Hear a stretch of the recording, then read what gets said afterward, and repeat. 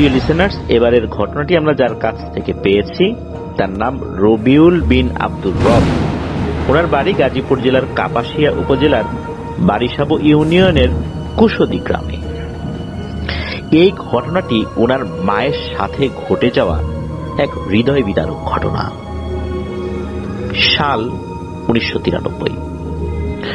তখন ওনার মায়ের বয়স হবে 11-12 বছর। সেই সময় গ্রামটি কিন্তু এখনকার তুলনায় অনেকটাই ফাঁকা ছিল, বাড়িঘর কম, চারদিকে জঙ্গল আর নির্জনতা। এমনকি আমাদের কে যিনি ঘটনা পাঠিয়েছেন উনিও যখন ছোটবেলায় গ্রামে গিয়েছেন তখনও ঘর বাড়ির সংখ্যা খুবই কম ছিল। আব্দুর রব ভাই উনি ছোটবেলাতে গ্রামের বাড়িতে যখন গিয়েছেন তখন দেখেছেন একটা বাড়ি থেকে আর একটা বাড়ির দূরত্ব অনেক বেশি। তাহলে বুঝতেই পারা যায় যে ওনার মায়ের শৈশবের সময় আরো বেশি নির্জন আর জঙ্গলে ঘেরা ছিল আশেপাশের এলাকা। তার মায়ের পরিবার ছিল একান্নবর্তী। ওনার মা, মায়ের ভাই বোন, দাদা, চাচারা সবাই একসাথে একই রান্নায় খেতেন, একসাথে থাকতেন। পারিবারিক বন্ধন ছিল অসাধারণ, যা আজকের দিনে দুর্লভ। এখন তো প্রত্যেকটা পরিবার সেপারেট হয়ে যাচ্ছে, নিউক্লিয়াস ফ্যামিলি হয়ে যাচ্ছে। একান্নবর্তী পরিবার তো দেখা যায় না। এখন একান্নবর্তী পরিবার পাওয়াই দুর্লভ। সময়ের স্রোতে অনেক কিছুই বদলে গেছে। ঘটনাটি ঘটেছিল এক দুপুরবেলা। ওনার মা তখন বাড়ির উঠোনে বসে হাঁড়ি পাতিল নিয়ে খেলছিলেন। হঠাৎ করে ওনার মা বাড়ির পাশের জঙ্গলের দিক থেকে একটি ছাগলের তীব্র চিৎকারের শব্দ শুনতে পান। চিন্তিত হয়ে দ্রুত সেখানে ছুটে যান।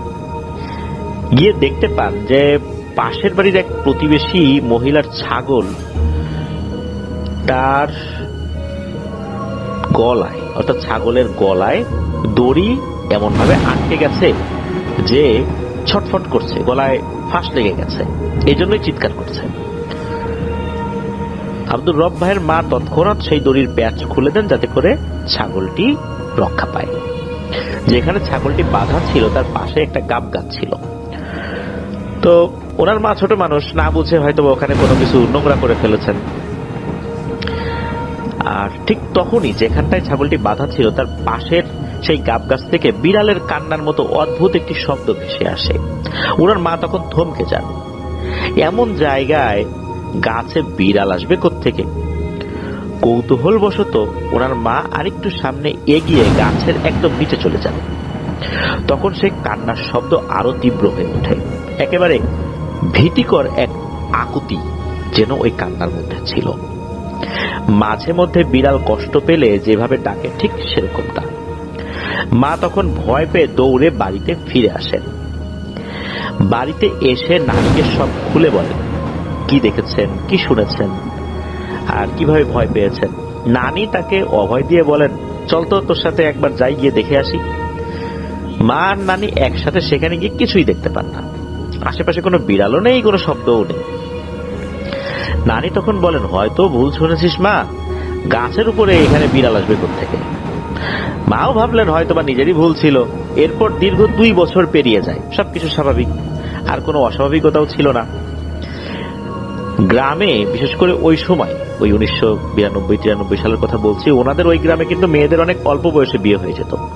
ওনার মায়ের বিয়ের প্রস্তাব আসে পাশের গ্রাম থেকে, সেখানে তার বিয়ে সম্পন্ন হয়।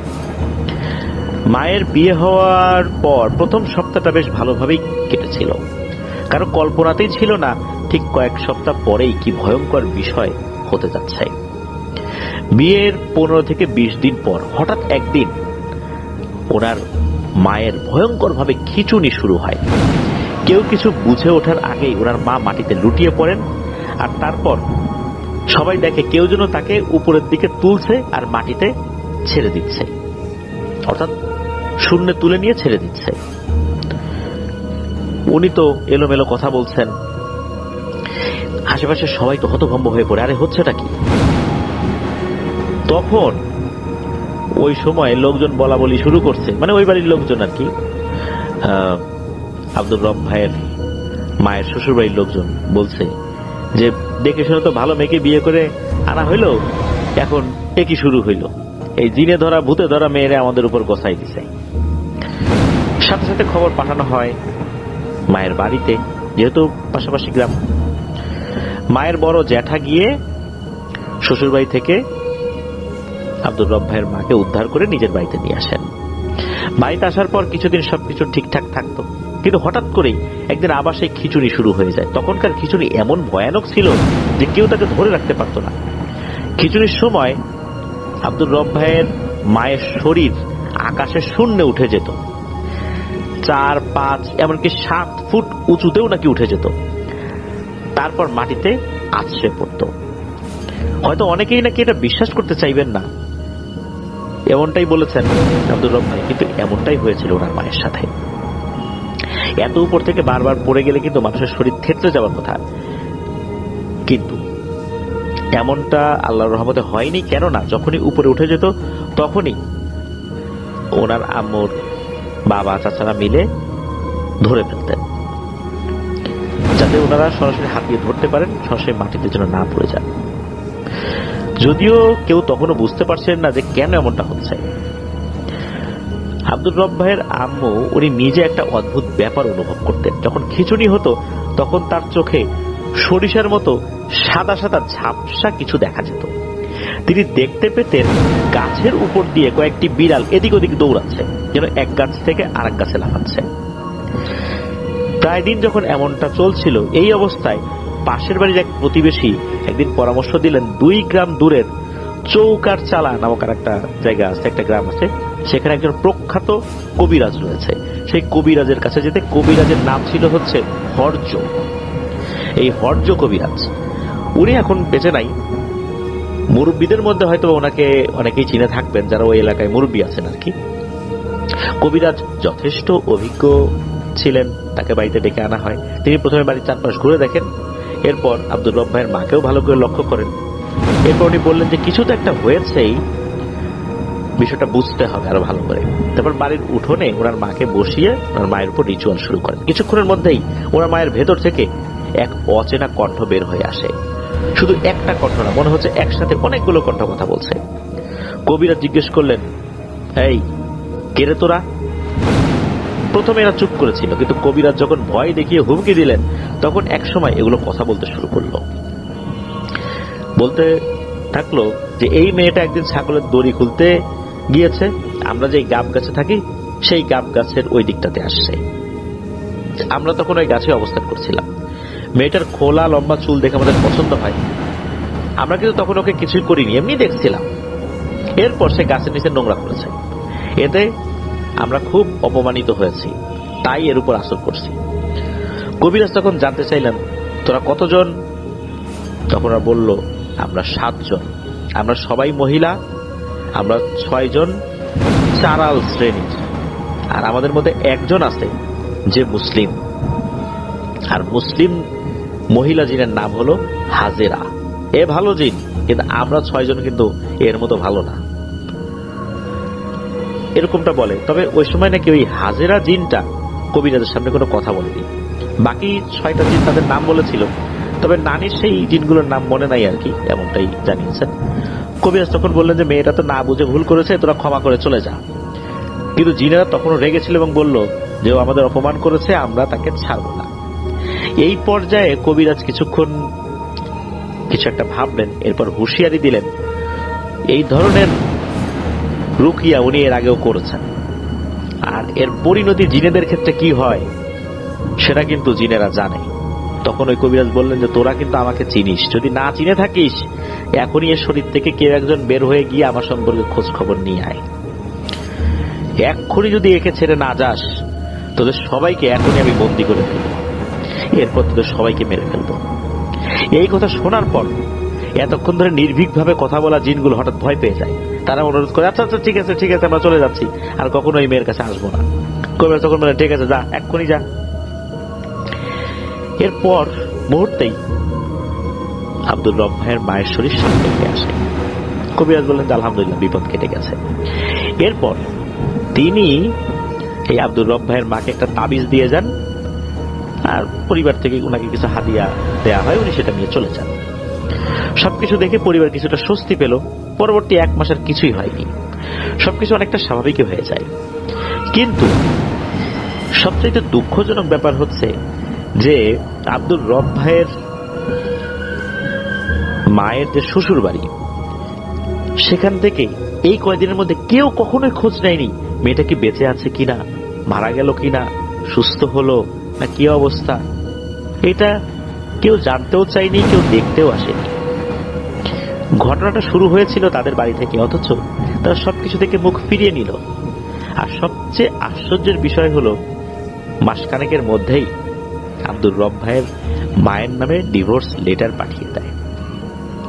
কোনো কিছু আগাম না জানিয়ে হঠাৎ করে ওনার মায়ের আগের শ্বশুরবাড়ি থেকে ডিভোর্স লেটার পাঠানো হয়।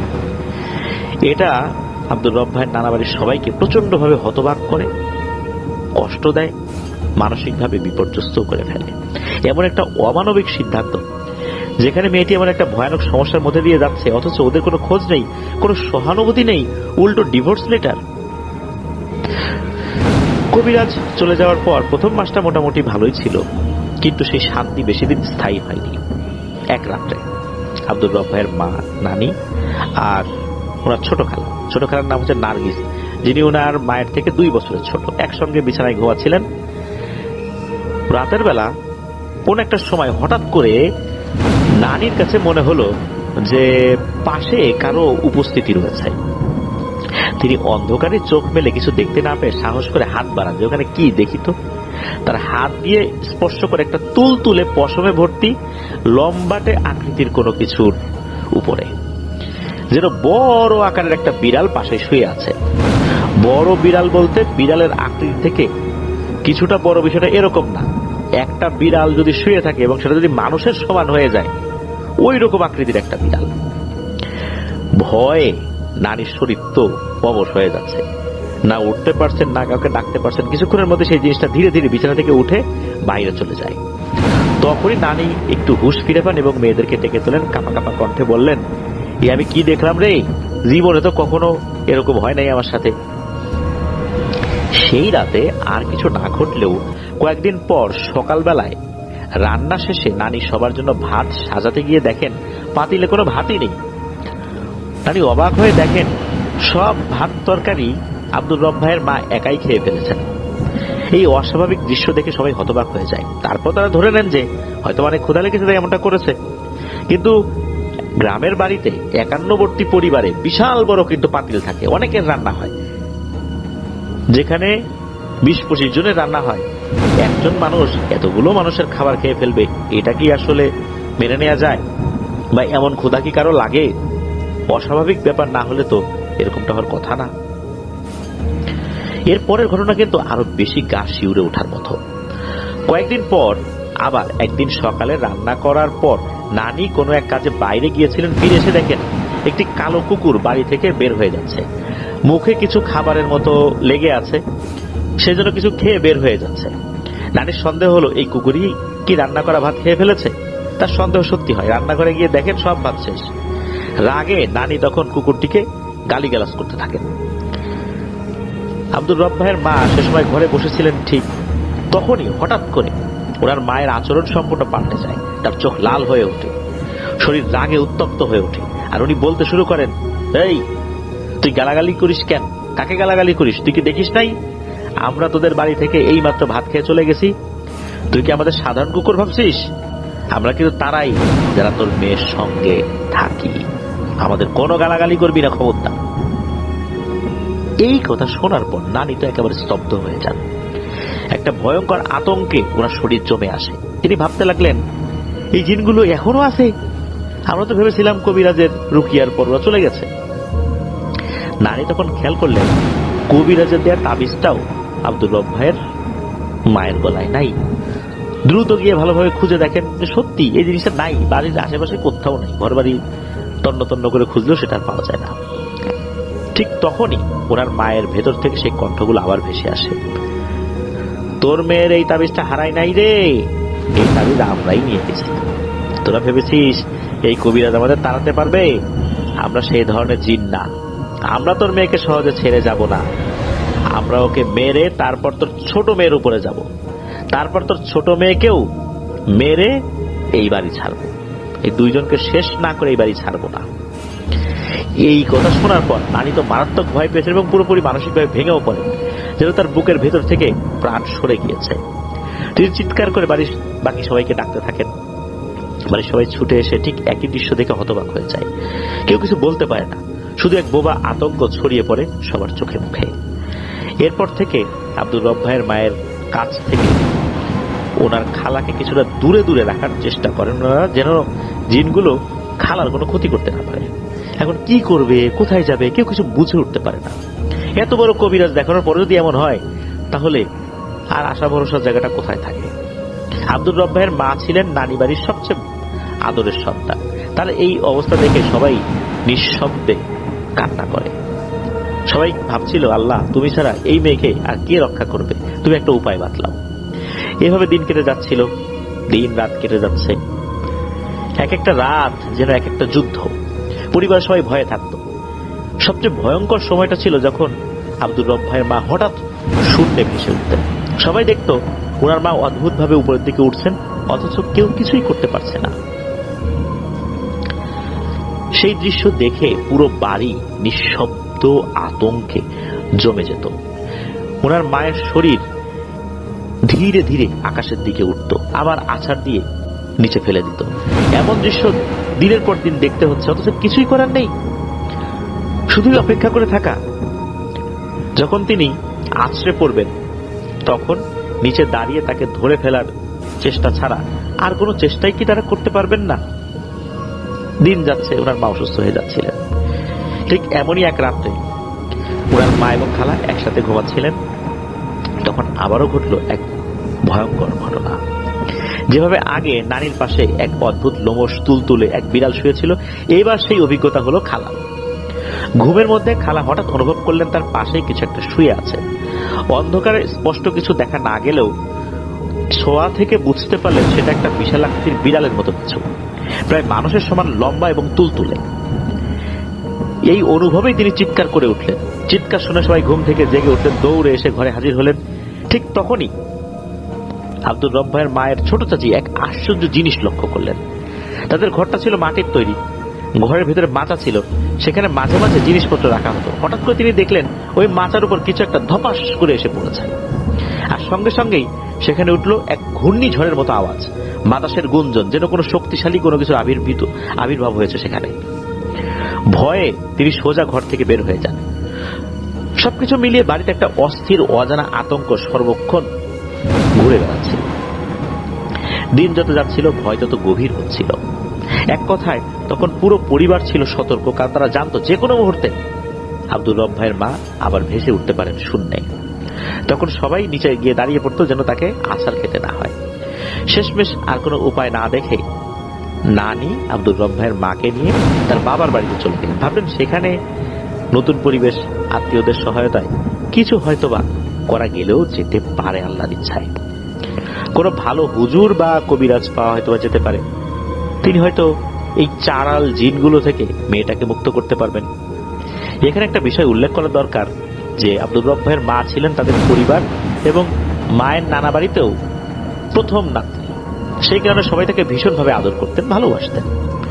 ওনার মা যখন তার নানির বাড়িতে গিয়েছেন, তার নানির যে বাড়িটা সেটা হচ্ছে গাজীপুর জেলার ঘাগুটিয়া ইউনিয়নের শালদই গ্রামে। তখন সেখানে থাকা মামা খালারা তাকে দেখে যেন আকাশ থেকে পড়েন। যাকে কিছুদিন আগে হাসি খুশি সুস্থ দেখতে পেয়েছিলেন, আজ তার রূপ রীতিমতো ভৌতিক। ওনার মা একেবারে রোগা, হ্যাংলা, মাংসহীন চেহারা, চোখে মুখে শুধু এক রাশ আতঙ্ক। যার হাত থেকে বিয়ের মেহেদিও শুকায় নাই, তার আগেই ডিভোর্সের লেটার তাকে দেখতে হয়েছে। এরপর তো এই সমস্ত ঘটনা। নানি তখন পুরো ঘটনা খুলে বলেন। মায়ের মামারা এরপর একজন ভালো হুজুর খোঁজার চেষ্টা করতে থাকেন। এদিকে এলাকার লোকদের মধ্যে খবর ছড়িয়ে পড়ে যে অমুকের মেয়েকে জিনে ধরেছে। তা যেন আগুনে ঘি ঢালার মতো কাজ করলো। কৌতূহলী মানুষেরা ভিড় করতে লাগলো যেন তারা নাটক দেখতে এসেছে। এর মধ্যে পাশের বাড়ির একটা দুষ্টু মহিলা, যিনি সন্দেহ করতেন যে হিন্দু জিন বলে কিছু আছে নাকি, এটা পরীক্ষা করার জন্য তিনি একটা ভয়ঙ্কর কাজ করে বসলেন। তিনি একটি গরুর হাড় সংগ্রহ করে সেটি নিয়ে সরাসরি আব্দুর রব ভাইয়ের মায়ের কাছে এসে হাজির হলেন। তখন ওনার মা বাড়ির বারান্দায় এক কোনায় বসেছিলেন। মহিলাটা পেছন থেকে চুপি চুপি এসে ওই গরুর হাড়টি ওনার মায়ের গায়ে স্পর্শ করান।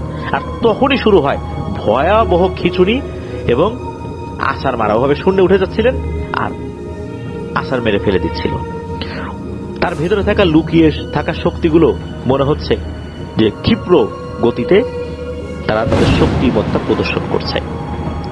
ওনার মা যখন শূন্যে ভেসে উঠছে আবার পড়ে যাচ্ছে, এটা অনেকেই দেখেছে। ওইখানে এক পর্যায়ে ওনার মায়ের ঘাড় পিঠের দিকে ঘুরে যেতে যাচ্ছে, মানে মনে হচ্ছে মাথাটা উল্টো দিকে ঘুরে যাচ্ছে, তাকে মেরে ফেলবে। ওই সময় ওনার মা বারবার বলতে থাকেন যে আজ তোকে মেরেই ফেলবো, অর্থাৎ ওর ভেতরে থাকা জিনগুলোই কথা বলছে আজ তোকে মেরেই ফেলবো। ঠিক সেই সময় মায়ের মামা কোথা থেকে ছুটে এসে মায়ের নিচে হাত রেখে তাকে ধরেন যেন উনি মাটিতে পড়ে না যান। কেউ বুঝতে পারছিল যে আসলে এখন কি করা উচিত।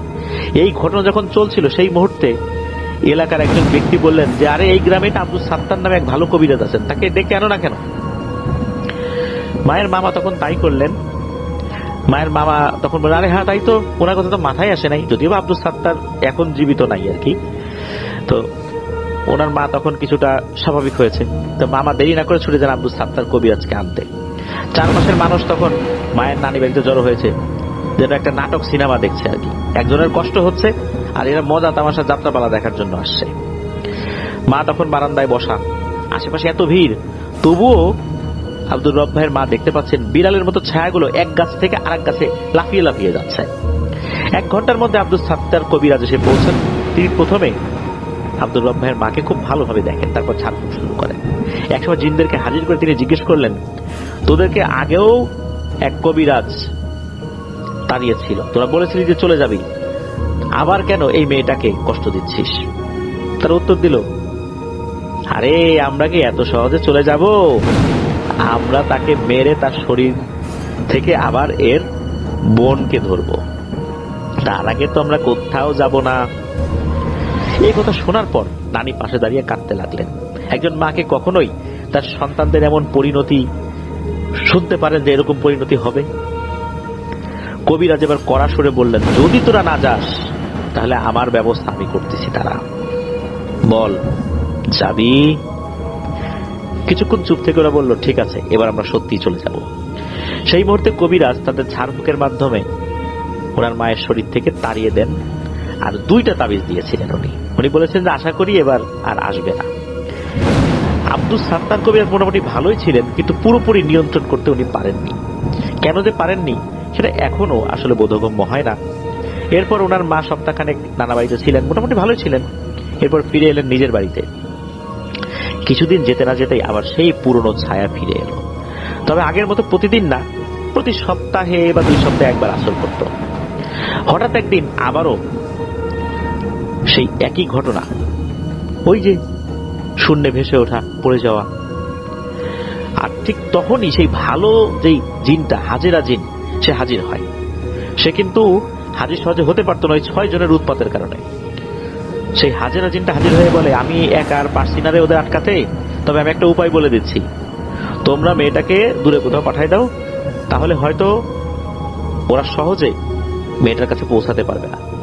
এই কথা শোনার পর নানা অনেক ভেবে চিনতে আব্দুর রব ভাইয়ের মাকে ঢাকার তেজগাঁয়ে এক আত্মীয়ের বাসায় পাঠিয়ে দেন।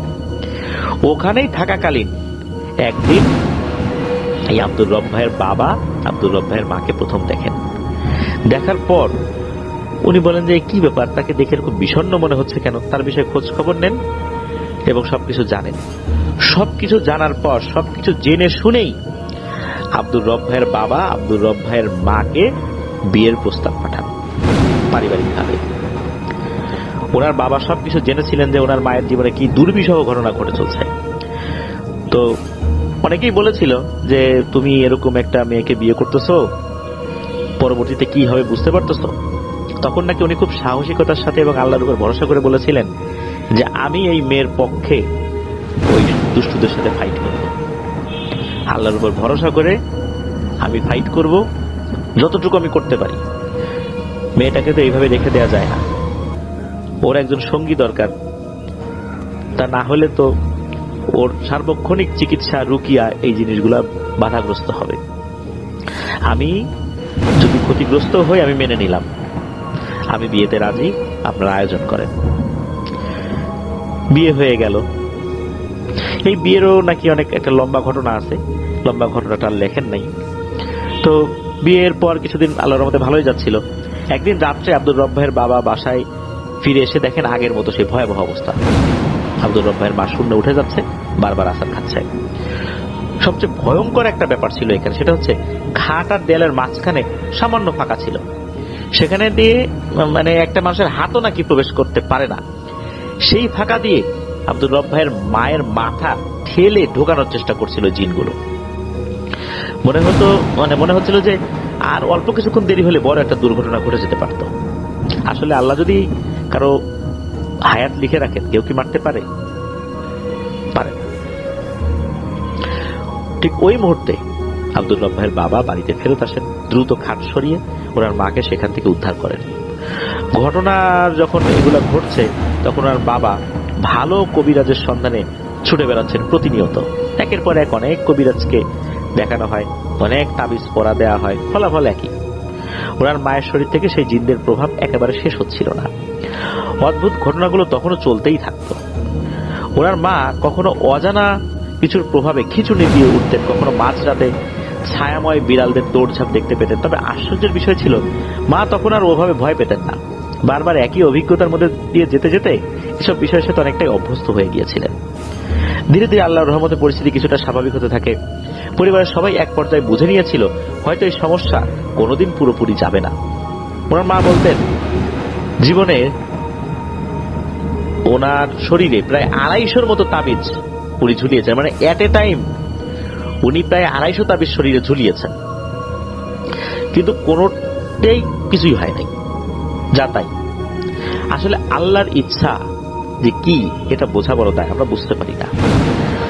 যখন আব্দুর রব ভাইয়ের মা দেখলেন কোনো কিছুতেই কিছু হয় না, এই অবস্থা থেকে উনি মুক্তি লাভ করতে পারছেন না, নিয়মিত নামাজে দাঁড়িয়ে আল্লাহর কাছে কেঁদে কেঁদে দোয়া করতেন যে আল্লাহ আমাকে এই অভিশপ্ত কষ্ট থেকে মুক্তি দিন, আপনি ছাড়া আমার কোনো সহায় নাই, আপনি যদি আমাকে সাহায্য না করেন পৃথিবী কেউ আমাকে সাহায্য করতে পারবে না। অনেকের কাছেই সাহায্য চেয়েছি, কেউ সাহায্য করতে পারেনি, আপনি একমাত্র আমার ভরসা, আপনি আমাকে সাহায্য করুন। এইভাবে প্রতি রাত্রে আল্লাহ তাআলার কাছে কান্নাকাটি করতেন, এইভাবে দোয়া করতেন। আল্লাহ তাআলা দোয়া কবুল করেছিলেন। আব্দুর রব ভাই তো জন্মগ্রহণ করেছেন, তারপরও সমস্যা ছিল। 2004 সালে আব্দুর রব ভাইয়ের ছোট ভাই জন্মগ্রহণ করেছেন। এরপর থেকে আব্দুর রব ভাইয়ের মা লক্ষ্য করতেন ওনার শরীরের ভিতরকার যেই একটা সমস্যা ছিল এই জিনদের উপস্থিতির কারণে এটা ধীরে ধীরে কমে যাচ্ছে, থেমে যাচ্ছে। জিনদের এই আসর, তারপরে শূন্যে তুলে ফেলা, আছাড় দেয়া, খিঁচুনি, ভয়াবহ চিৎকার সবকিছু আস্তে আস্তে কমে যাচ্ছে। তবে মাঝে মাঝে তখনও সেই বিড়ালগুলোকে উনি দেখতে পেতেন, তবে তারা কোন এক অজানা কারণে ওনার মায়ের কাছে আসতে পারত না। সর্বশেষ একটা ঘটনা ঘটে 2006 সালের কোন একদিন। তখন আব্দুর রব ভাইয়ের মা আব্দুর রব ভাইয়ের মায়ের নানি বাড়িতে বেড়াতে গিয়েছিলেন। সেদিন আব্দুর রব ভাইয়ের বড় মামা বাজার থেকে একটি মাছ কিনেছে, মাছটা অনেক বড় ছিল, বড় একটা মাছ কিনে ঘরে ঢুকেছেন। হঠাৎ ঘরের ভেতরে সবাই শুনতে পেলেন ধপাস করে ঘরের ছাদের উপরে কিছু একটা পড়েছে। সবাই ভীত হয়ে ছুটে বাইরে এলো। তখন দেখা গেল ঘরের ছাদে সেই বিড়ালগুলো বসে আছে। এই প্রথমবারের মতো সবাই মিলে এই বিড়ালগুলোকে দেখতে পেয়েছিলেন। আশ্চর্যজনক ভাবে এই বিড়ালগুলো কাউকে আক্রমণ করেনি, শুধু অনেকক্ষণ তাকিয়েছিল ওনার মায়ের দিকে। তারপর সবার চোখের সামনে এই বিড়ালগুলো ভ্যানিশ হয়ে গিয়েছিল। এরপর ওনার মায়ের সাথে আল্লাহর রহমতে কোনো ধরনের কোনো সমস্যা হয়নি, আলহামদুলিল্লাহ। উনি পরিপূর্ণভাবে সুস্থ হয়ে যান। তবে যেই দীর্ঘ ধকল উনি পার করেছেন এই কারণে শারীরিকভাবে ওনার ভিতরে কিছুটা অসুস্থতা আছে, যেটা এখনো আছে, তবে সেটা ওরকম মারাত্মক কিছু না। প্রিয় লিসেনার্স, এই ঘটনা থেকে কিন্তু আমরা একটা জিনিস শিক্ষা পাই। আমরা সব জায়গায় ঘুরছি, সব জায়গায় যাচ্ছি, হুজুরের কাছে যাচ্ছি, কবিরাজের কাছে যাচ্ছি, কেউ কিছুই করতে পারছে না। কিন্তু যখন আল্লাহ তাআলার দরবারে দাঁড়িয়ে তাহাজ্জুদের নামাজে চোখের পানি ছেড়ে দিয়ে কেউ দোয়া করছে, তখন আল্লাহ তাআলা দোয়া কবুল করছেন। ফেরেশতা দিয়ে হোক, জিনের মাধ্যমে হোক, যে কোনো ভাবেই হোক, আল্লাহ তাআলা এই বিষয় থেকে হেফাজত করেছেন।